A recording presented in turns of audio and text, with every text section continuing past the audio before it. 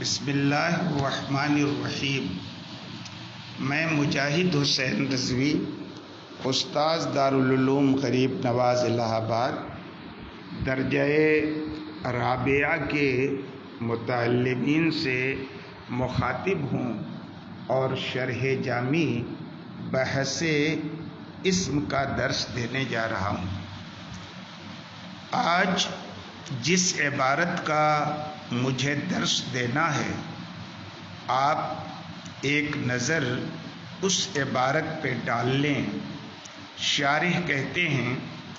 وَبِهَذَا الْقَدْرِ تَمَّ حَدُّ الْإِعْرَابِ جَمْعًا وَمَنْعًا لَكِنَّ الْمُصَنِّفَ أَرَادَ أَنْ يُنَبِّهَ عَلَى فَائِدَةِ اخْتِلَافِ وَضْعِ الْإِعْرَابِ فَضَمَّ إِلَيْهِ قَوْلَهُ لِيَدُلَّ عَلَى الْمَعَانِي الْمُعْتَبَرَةِ عَلَيْهِ فَكَأَنَّهُ أَرَادَ هَذَا الْمَعْنَى حَيْثُ قَالَ لَيْسَ هَذَا مِنْ تَمَامِ الْحَدِّ لَا أَنَّهُ خَارِجٌ مِنَ الْحَدِّ وَاللَّامُ فِي لِيَدُلَّ مُتَعَلِّقٌ بِأَمْرٍ خَارِجٍ عَنِ الْحَدِّ یعنی وُضِعَ الْإِعْرَابُ الْمَفْهُومُ مِنْ فَحْوَى الْكَلَامِ فَإِنَّهُ بَعِيدٌ عَنِ الْفَهْمِ غَايَةَ الْبُعْدِ فَاللَّامُ فِيهِ مُتَعَلِّقٌ بِقَوْلِهِ اخْتَلَفَ آخِرُهُ یعنی اخْتَلَفَ آخِرُهُ۔ اس سے پہلے کہ ہم عبارت کا ترجمہ کریں، عبارت میں جو بات کہی گئی ہے اختصار کے ساتھ اس کا آپ مفہوم سماعت کر لیں۔ وَبِهَذَا الْقَدْرِ قَدْ تَمَّ حَدُّ الْإِعْرَابِ سے لے کر لِيَدُلَّ تک شارح نے ماتن پر ہونے والے ایک اعتراض کا جواب دیا ہے اور شرح جامی کی بعض شرحیں جو کی گئی ہیں اور ان شرحوں میں وَبِهَذَا الْقَدْرِ قَدْ تَمَّ حَدُّ الْإِعْرَابِ جَمْعًا وَمَنْعًا یا جو ماتن کی عبارت ہے لِيَدُلَّ وہ تعریف کا جز ہے یا نہیں ہے، یا کس بنیاد پر شارح نے اس کا اضافہ کیا ہے، اس کے تعلق سے گفتگو کر رہے ہیں۔ سوال یہ کھڑا ہوتا ہے مصنف کی عبارت لِيَدُلَّ عَلَى الْمَعَانِی پر کہ اعراب کی تعریف میں لِيَدُلَّ عَلَى الْمَعَانِی إِلَى آخِرِهِ والی عبارت جو ہے، اس عبارت سے آخر کسے نکالنا مقصود ہے؟ اگر کسی کو نکالنا مقصود ہے تو اس کا نام معلوم ہونا چاہیے، اور اگر کسی بھی کو بھی نکالنا مقصود نہیں، یعنی لِيَدُلَّ والی قید احترازی نہیں، پھر یہ تو ایک فاضل مستدرک اور زائد عبارت ہوگی جو متون کے شایان شان نہیں ہے، اس لیے کہ متون میں اختصار مطلوب ہوتا ہے۔ ایک شارح نے اس اعتراض کا جواب یہ دیا ہے کہ لِيَدُلَّ والی عبارت کا اعراب کی تعریف سے کچھ بھی لینا دینا نہیں ہے، بلکہ یہ قید اعراب کی تعریف سے خارج ہے، اور یہ ایک جملہ مستأنفہ ہے جس میں ایک سوال مقدر کا جواب دیا گیا ہے۔ جب اعراب کی تعریف کی گئی تو ایک سوال یہ پیدا ہوا کہ لما وضع الاعراب، آخر اعراب کی وضاحی کیوں کی گئی؟ تو اس کا جواب شارح نے دیا ہے کہ اعراب کی وضع اس لیے کی گئی تاکہ اعراب یکے بعد دیگرے آنے والے ان معانی پر دلالت کرے جو مورب پر آتے ہیں۔ اس احتمال کی بنیاد پر لیدل میں جو لام ہے جس کے بعد ان مقدر ہے، اور اسی بنیاد پر لام یہ حرف جار فعل پر داخل ہوا ہے کہ یدل تعویل میں مصدر کے ہے، تو ایسی صورت میں لیدل کو جو لام ہے یہ ظرف مستقر ہوگا اور اس کا متعلق ودع ہوگا، جو اگرچہ کلام میں یا عبارت میں موجود نہیں ہے لیکن اس کے باوجود کلام کی روش سے یہ لفظ سمجھ میں آ رہا ہے۔ اور رہ گئی یہ بات کہ لیدل علی المعانی المعتبرۃ والی جو عبارت ہے اس کا تعلق اعراب کی تعریف سے نہیں ہے، بلکہ یہ الگ سے ایک جملہ مستانفہ ہے کہ خود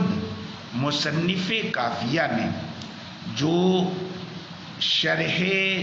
کافیہ لکھی ہے اس میں اس قید کے تعلق سے یہ بات کہی ہے کہ لیسا ھذا من تمام الحد، یہ لیدل والی عبارت اعراب کی تعریف کا تتمہ نہیں ہے۔ بہرحال شارح موصوف کے جواب کا خلاصہ یہ ہے کہ یہ قید اعراب کی تعریف سے خارج ہے اور ظرف مستقر ہے، اور جو متعلق اس کا محذوف ہے وہ ودع سے ہے، ودع ہے، اور جو کلام کی روش سے سمجھ میں آ رہا ہے۔ اس کا ایک دوسرا جواب اس اعتراض کا یہ بھی دیا گیا، یعنی اس اعتراض کا کہ لیدل والی عبارت یہ اعراب کی تعریف میں داخل ہے کہ خارج ہے؟ اگر داخل ہے تو اس کا فائدہ کیا ہے، اور اگر خارج ہے تو یہاں اس کا ذکر کرنے کی ضرورت کیا ہے؟ اس سوال کا ایک جواب تو آپ نے سنا،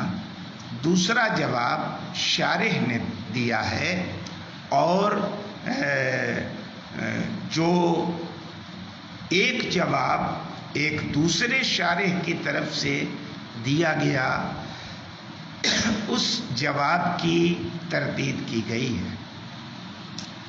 شارح نے جو جواب دیا ہے اس کا خلاصہ یہ ہے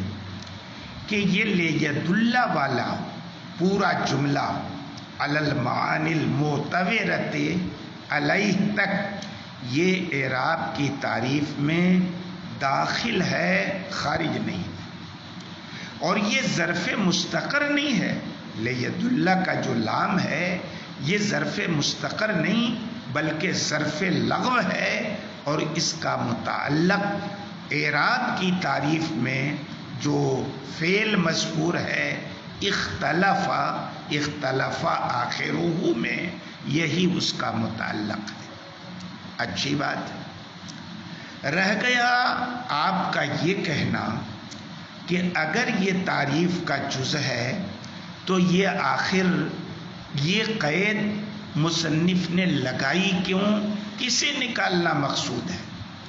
تو اس کا جواب یہ ہے کہ اس قید سے اعراب کی تعریف سے کسی کو خارج کرنا مقصود نہیں ہے، اور تعریف میں جتنے اجزاء مذکور ہوتے ہیں یا جتنی قیدیں مذکور ہوتی ہیں ان ساری قیدوں کا احترازی ہونا ضروری نہیں ہے، بلکہ بعض قیدیں اتفاقی ہوتی ہیں جو معرف کی تعریف میں مزید اضافے کا سبب بنتی ہیں، مگر ان کو تعریف کے جامع اور معنی بنانے میں کوئی دخل نہیں ہوتا، لیکن ظاہر ہے ان کا ایسا بھی نہیں ہے کہ کوئی فائدہ نہ ہو اور ہر طرح کے فائدے سے خالی ہوں، بلکہ اس کا کچھ نہ کچھ فائدہ ہے۔ یہاں پر بھی لید اللہ والی جو عبارت ہے علی المعانی المعتبرۃ علیہ تک، یہاں بھی اس جملے کا تعریف کے جامع معنی بنانے میں کوئی دخل نہیں ہے۔ یہ قید اعراب کی تعریف میں جو آئی ہے یہ قید اتفاقی ہے، احترازی نہیں ہے، لیکن اس کے ذکر کرنے کا جو مقصود ہے یہ وضع اعراب کے اختلاف کے فائدے پر تنبیہ کرنا مقصود ہے، جس کی تفصیل انشاءاللہ آئے گی۔ علامہ ہندی یعنی وہ شارح جامی جنہوں نے پہلا جواب دیا ہے لید اللہ والی عبارت کے اضافے کا، جس کا شارح جامی نے رد کیا ہے، اس رد کا خلاصہ یہ ہے کہ آپ نے جو جواب دیا ہے نا اس میں انتہائی درجے کا بودھ ہے۔ نمبر ایک تو یہ کہ تعریف سے بالکل متصل جملے کو تعریف سے باہر کر دینا یہ ایک امر بعید ہے، پھر اس کو ظرف مستقر بنانا بھی بعید ہے، کیونکہ اصلاً ظرف میں ظرف لغو ہوتا ہے، اور جب اختلافا سے متعلق کر کے لید اللہ کو اس کا ظرف لغو بنانا صحیح ہے، تو ایسی صورت میں کیا ضرورت ہے اودیہ کو مقدر مان کر ایک بعید احتمال کا ارتکاب کرنے کی۔ تو اب یہاں پر جو آپ کا جواب ہے اس میں دو طرح کے بودھ ہیں، اور یہ دونوں بودھ آپس میں مل کر کے کافی بودھ پیدا کر دے رہے ہیں۔ رہ گئی یہ بات کہ مصنف نے خود کافیہ کی شرح عمالی میں لیس ھذا من تمام الحد کا لفظ استعمال کیا ہے یا جملہ کہا ہے، اس سے پتہ چلتا ہے کہ یہ تعریف سے باہر ہے۔ اس کا جواب یہ ہے کہ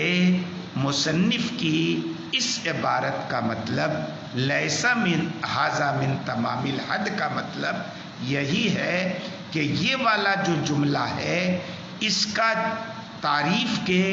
جامع معنی ہونے میں کوئی دخل نہیں ہے، بلکہ اس کا ایک فائدہ ہے، جس فائدے کا ابھی میں نے ذکر کیا ہے۔ اور جب تعریف سے متعلق ایک فائدہ ہے اس جملے کا، تو اس کا یہ مطلب نہیں ہے لیس ھذا من تمام الحد کا کہ یہ تعریف ہی سے خارج ہے، بلکہ فقط اتنا مطلب ہے کہ تعریف کے جامع معنی ہونے میں اس جملے کا کوئی دخل نہیں ہے۔ آج کے سبق میں اتنا ہی، کل انشاءاللہ اعراب ہی کے تعلق سے مزید گفتگو